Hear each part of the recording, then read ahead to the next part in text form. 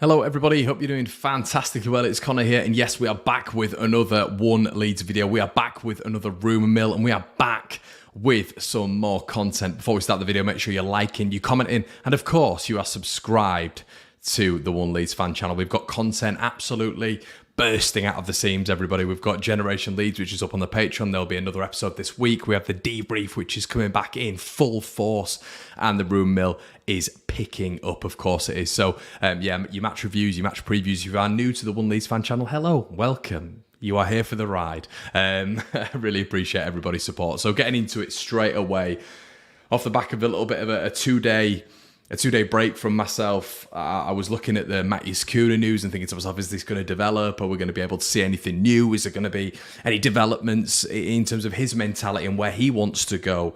It seems like there are lots of reports at the minute where we can't really get a grasp on what is going on. You've got TalkSport reporting this morning that him to Wolves is a pretty much done deal. You've got the Evening Standard reporting this morning that Leeds are willing to put up plus £26 million up for the Brazilian striker. And of course, there are several publications today stating that Arsenal are in the race after a damaging interview to their number one striker, Gabriel Jesus. Chelsea as well, after the injury of Armando Broja, one of their centre forwards, are looking at Matheus Cunha. So it looks like all of a sudden you've gone from maybe Leeds, Aston Villa and Wolves looking at the striker to it really turning into a bit of a bidding frenzy, which is naturally problematic for a side like Leeds United, who are at the minute perilously in a relegation battle. I think we can all agree with that. So listen, if we are able to get this one over the line, I think it would be a really, really good signing, and I'd be happy with it. Do I think it's the ideal signing? I don't. But do I think it's a markup on Patrick Bamford, Rodrigo and the sorts? I do think that, and I think it's a step in the right direction. I think it's rejuvenation. I think it's regeneration into a project which I can see is going to work for Leeds United. I can see it being, bringing a 23-year-old where it may not have worked with him fully at Atletico Madrid, but as I've said earlier on plenty of videos, he's been within this Brazilian setup. Atletico spent the money on him to bring him there in the first place from Hertha Berlin. At Hertha Berlin, he was absolutely superb as well.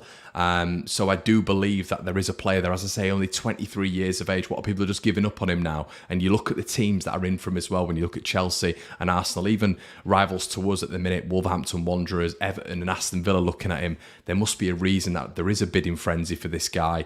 And what I don't want us to do is just lose out on it because of the money. But according to several publications, Leeds are still in the race for this guy, which is great to hear. But I do think if we are to miss out for Matheus Cunha to a team like Wolverhampton Wanderers, I think that would be a bit of a damning statement. And clearly with the appointment of Lopetegui at Wolves, that is maybe a little bit more of an attractive prospect for Matheus Cunha. So a little bit damning for Leeds United if that was to get done. If we are to miss out to a Chelsea and Arsenal, what can you do about it? We can't compete at the minute with those sort of sides. So yeah, that's the news when it comes to Matheus Cunha at the minute. Apparently Leeds are still in the race. The valuation is bumping up now, and that's what will happen with Atletico Madrid as well.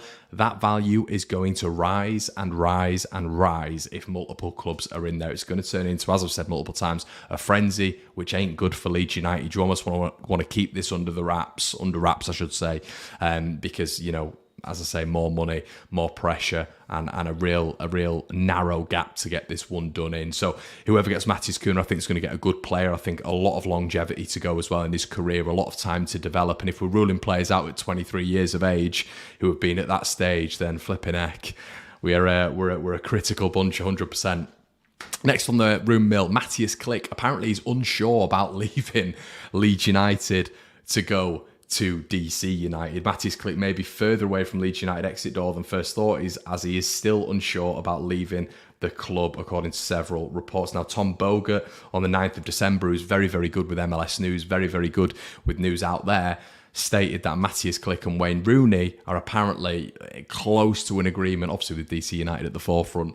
And apparently Wayne Rooney's a massive fan of the Polish midfielder. Obviously, what we know with Mateusz Klich, he was massively disappointed with not making the Polish side this time around.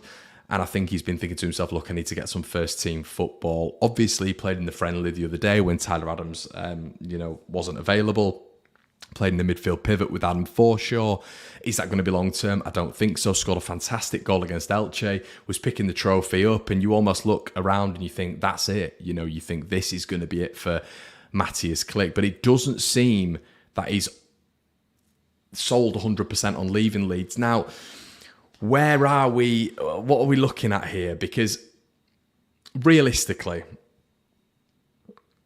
there's almost two ways of looking at this. If we are to keep Matthias Klich, then up until the summer months when his contract runs out, he's going to be an impact player. We know this, for 15, 20 minutes a game. But is it indicative of where Leeds' transfer business is going this January? Are Leeds actually going to invest in another central midfielder? Is Matthias Klich being kept there to be that central midfield body at 32 years of age, closed in on 200 appearances for the Whites? Is he that security that we need still in the squad right now? Because there is no insurances. There's nothing we've seen so far, and we're not in January yet, of course. But there's nothing that we've seen yet which is solidifying that Leeds are going to go out and get another midfielder, which is 100% needed. So is Matthias Klich that almost the fall guy, really, to that position? I would say yes. And I would say that he's going to stay at Leeds United. Not because Leeds, I think, believe he's got a massive quality and he's going to be able to help Leeds in various departments this season, but I think he's a ready head to come in when maybe one of our central defensive midfielders can't make it, which I think maybe would work a little bit more on Mark Rocker's side, obviously with a little bit more ingenuity and a little bit more creativity on his side than what you normally get with Tyler Adams, who is a very different profile. However, I would rather us go out and buy another midfielder, so it's showing that rejuvenation that we were just talking about at the start when it comes to Matthias Cunha coming to Leeds United, that European pedigree, which is going to elevate the Whites into that sort of mid-table bracket. I just feel when it's Matthias Klich, if he's undecided about his future, I understand that. But is it almost Leeds' prerogative to say, look, it's been great, but now you need to leave and we'll take the money. We'll make profit on you. Because if they're able to get maybe 3, 4, 5 million for Matthias Klich, that's brilliant business, really. When you look at it, we bought him for 1.5 million. He's had 200 appearances. He's been a great servant to the club, making profit on him and then investing again into another central midfielder, elevating the side again, especially in that central defensive midfield department, because Klich's not even really a central defensive midfielder, is he? If we're being honest, he's almost shoehorned into that position. That is what Leeds need to do for me. And that's how, as I keep saying, you improve the side, you develop as a Premier League side. I think if Matthias Klich just suddenly decides he wants to stay at Leeds, it's almost a little bit weak from the club. It's a bit like, well, okay, you'll stick around and we don't really have to invest in another midfielder then because we've still got Klich and he scored against Elche, so we'll stick those out on socials and, we'll use that as a bit of a marketing scheme and we can, big that up and spotlight him. And that's not me being disrespectful to Matthias Klich. I really like Klich and I think he's been excellent for the club. But I think really, if Leeds want to make a statement, and if Leeds need to stay up this year, I think in that central defensive midfield department, which is where Klich's going to be deployed at, if anything this season, in that role, maybe replacing Matt Rocker or Tyler Adams at points, similarly to Adam Forshaw, it's not going to be something where you're going to look at it and think he's going to really make an impact and he's really going to be able to help us in game management. I think you need a stronger player in there, a younger player in there, who's going to be able to take on that mantle and develop within this Leeds United rank. So that's my thoughts on it. I know a lot of you guys will probably want to keep Matthias Klich. What would you rather do? Keep him till the end of the season and, have that sort of next 4 or 5 months where he's within the squad? I know we're very nostalgic when it comes to Klich. But is it time to move on? And is it time to get another central midfield body in to replace Klich? And if we can get money for him now, is that the worthy thing? Because that money can then be reinvested. Even if it isn't a lot, it can still contribute to Leeds' wage structure for another midfielder. It's always going to help. Whereas obviously in the summer months, we're not going to get anything from Matthias Klich if he's out of contract. So I'd be really interested to hear your thoughts on this one. Leeds United coach Mark Jackson has become subject to a lot of rumours when it comes to League One side MK Dons. MK Dons sacked Liam Manning, the manager, last week following 16 months in charge of the club. And now apparently the League One side are looking at Mark Jackson amongst others. Now this was very similar to Carlos Corberán when it came to Marcelo Bielsa. And I think we're all a little bit upset when Corberán moved on because it was a little bit like that is going to be the continuation plan for Marcelo Bielsa. I don't actually think that was ever going to be the case, because we then heard later on down the line that Victor Orta and Jesse Marsch were almost in contact for 2 years, if you're led to believe reports. So really, Carlos Corberán was never going to be that succession plan that I think we all kind of hoped for, in a sense. I was never really on the bandwagon because I knew it was Corberán's first job. It was the Premier League. It's going to be an extremely tough ask for him. And I thought that'd be a little bit naive of Leeds United, but I liked the almost Pep Guardiola to Mikel Arteta.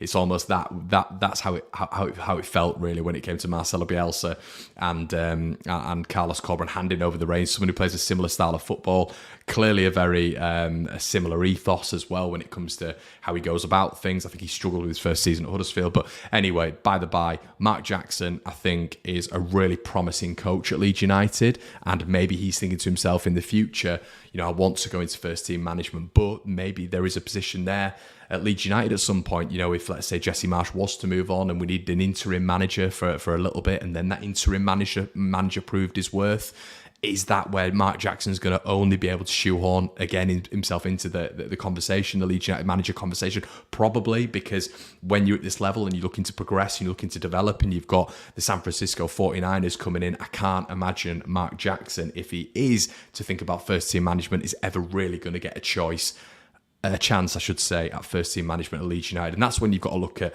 globalization, marketing, getting Leeds United out to the States and really marketing Leeds as a global club. Mark Jackson, unfortunately, just isn't that name that is going to put Leeds on that global level. And this is what football's all about nowadays. It's about branding, it's about marketing, it's about getting your name as much exposure as you can. So I don't think that would ever happen at Leeds. So it's going to be interesting to see if that does develop. Now, harking back to what I was saying about Matthias Cunha. Now, Fabrizio Romano has stated, obviously the worldwide #1 Twitter journalist, said that Leeds have missed out on the chance to sign Matthias Cunha, with Fabrizio Romano dropping the big news on the Brazilian on Tuesday. The 23-year-old has been a target for Wolves, and Fabrizio's obviously said, Matthias Cunha to Wolves, here we go, full verbal agreement with Atleti and Wolves, and it's along with an obligation to buy around 50 million quid.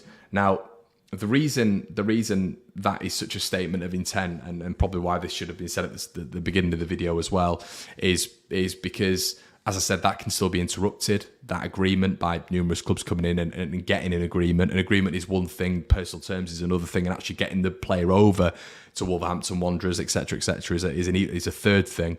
But I think what's really impressive about Wolves there is they're paying the money. A lot of people say he's not worth it, but once again, you are investing in a player who's 23 years old and already by 23 has done a fantastic job when it comes to Hertha Berlin in the Bundesliga, a very competitive league.